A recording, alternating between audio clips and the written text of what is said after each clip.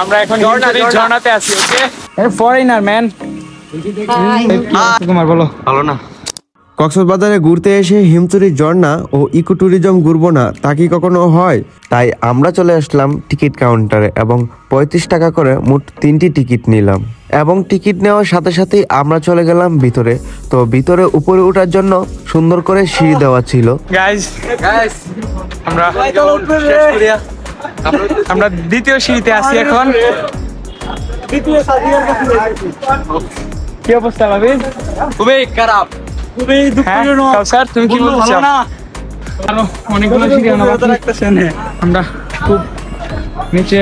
Live কি অবস্থা তোমার বলো? ভালো না স্যার। বন্ধু সবাই আমার অনুভূতি একদম খারাপ, হাঁপাচ্ছে। মানে এদিকে আরো পাহাড় অনেক উঁচা। দেখি কি হয়, চলেন। সিঁড়ি দিয়ে হাঁটতে হাঁটতে আমরা চলে এলাম একদম উপরে। তো উপরে ওঠার পর দেখতে পেলাম এখানে ছোট ছোট দোকান এবং অনেক ফটোগ্রাফার আছে এবং উপর থেকে সমুদ্রের ভিউ দেখা যাচ্ছিল। পাহাড়ের উপর থেকে সমুদ্রের ভিউটা ছিল জাস্ট অসাধারণ। হিমচুরি পাহাড়ের উপর থেকে সমুদ্রের এত সুন্দর ভিউ জাস্ট অস্থির লাগতেছিল। পাহাড় আর সমুদ্র একসাথে দেখার মজাটাই ছিল অন্যরকম। গাইস, জীবনে একবার হলেও এখানে আসুন। তো আমি পাহাড়ের উপর থেকে সমুদ্র দেখতেছিলাম আর জীবনের সব থেকে সুন্দর মুহূর্তগুলোকে উপভোগ করতেছিলাম।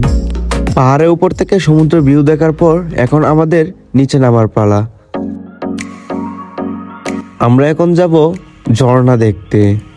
এইদিকে আমাদের রুহান সবাইকে গাইডলাইন দিচ্ছিল, আপনারা তা দেখতেই পাচ্ছেন। আমি একটু পরে নামারই চেষ্টা করলাম কারণ নিচে নামার জন্য প্রচন্ড ভিড় ছিল। সবাই যখন উপরে উঠে গেল তখন আমি নিচে নামতে শুরু করি। আশেপাশে দেখতেই পাচ্ছিলাম অনেক পর্যটন এসেছে ঘুরতে। পাহাড় থেকে নিচে নামার পর এখন আমরা সিঁড়ি দিয়ে আবারও নিচে নামতেছি কারণ আমরা ছিলাম অনেক উপরে। তো অবশেষে আমরা পাহাড় থেকে নিচে নামার পর আমরা চলে এলাম হিমচুরি ঝর্ণাতে।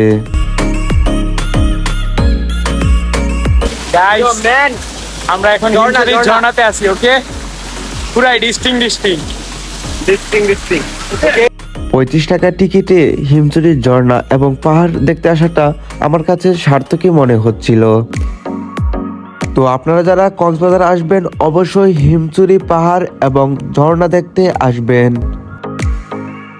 কারণ আপনারা 35 টাকার টিকিটেই দেখতে পারবেন পাহাড়, সমুদ্র, প্রাকৃতিক দৃশ্য এবং ঝর্ণা। তারপরে আমরা ঝর্ণা পানি কোথায় থেকে আসতেছে তা দেখার জন্য চলে গেলাম একদম ঝর্ণার উপরে। কেমন লাগতেছে গাইস?